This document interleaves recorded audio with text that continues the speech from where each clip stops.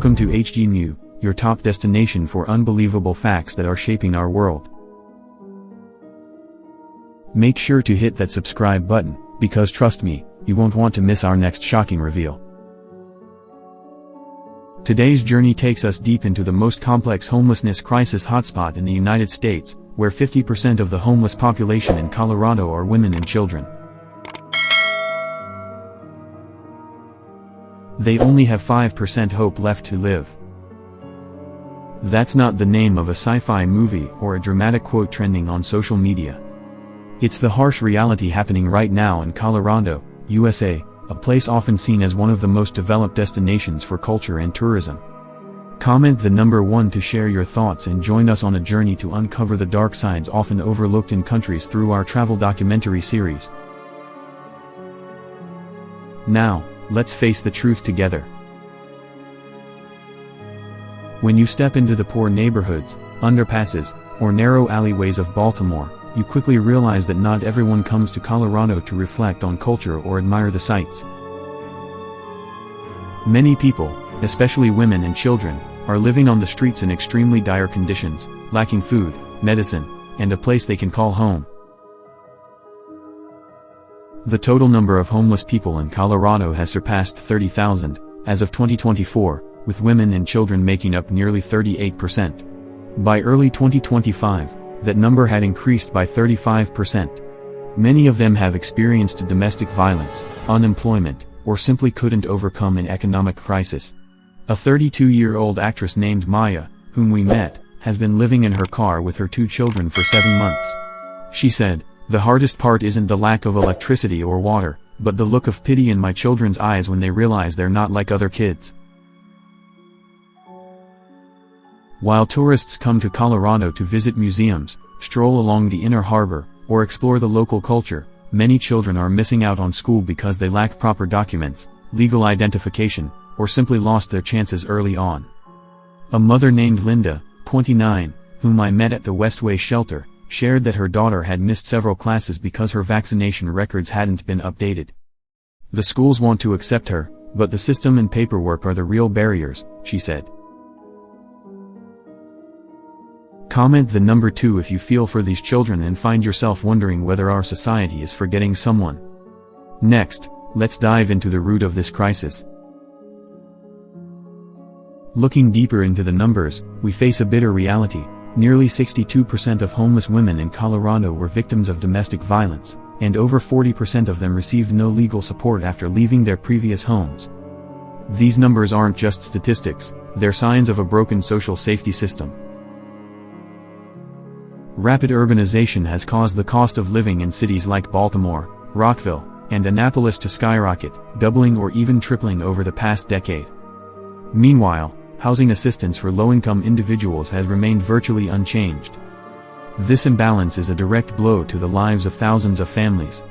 And those most affected, as usual, are women and young children. I had the chance to speak with Ms. Teresa, a social worker who has been in the field for over 15 years. She shared, "There are nights when I get up to 20 emergency calls, but the shelters are full, and the resources are stretched thin." With tired eyes, she concluded, "Sometimes, we have to choose who gets help first." That's the hardest truth to live with. At the same time, makeshift slums have sprung up around abandoned industrial areas, places with no clean water, no waste management, and absolutely no sanitary conditions. Air and soil pollution have become silent enemies, causing many children to suffer from respiratory illnesses, allergies, and even malnutrition due to the harsh living conditions. There, the American dream feels like nothing more than a distant memory. But even in those dark corners, small flickers of light still shine through. A volunteer sharing a warm dinner. A 9-year-old girl studying with a book in the middle of a makeshift camp.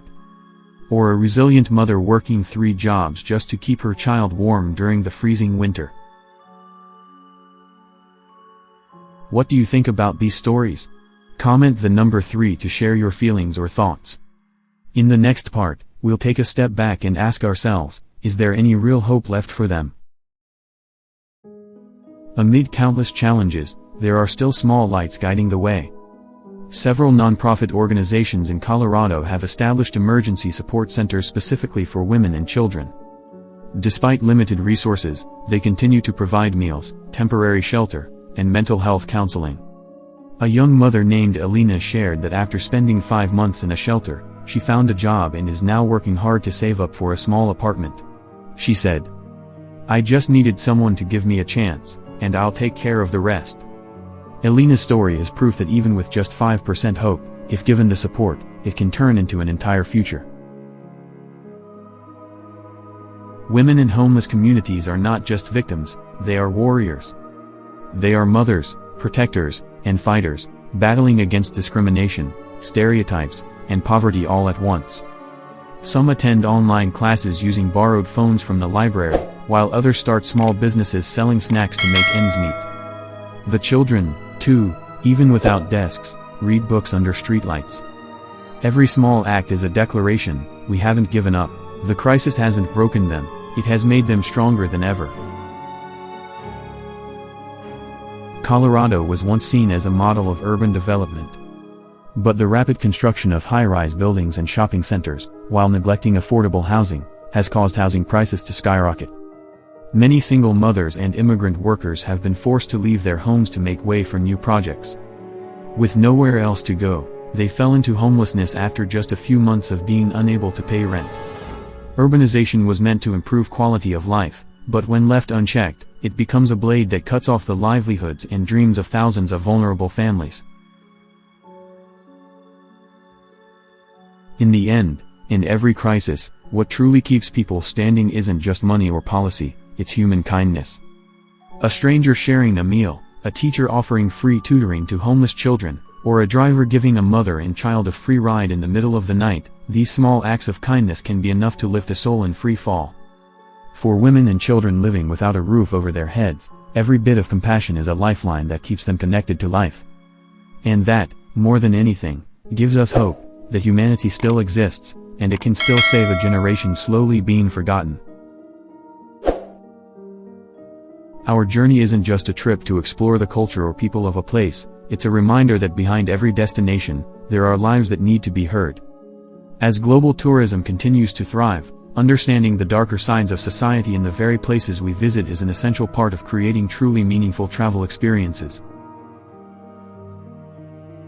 This video is not just a travel documentary, it's a bridge between truth and awakening. It reminds us that travelers don't come just to take photos, but to feel, to understand, and to become part of the change. To the international community, this is a message that humanitarian crises know no borders, and neither does compassion.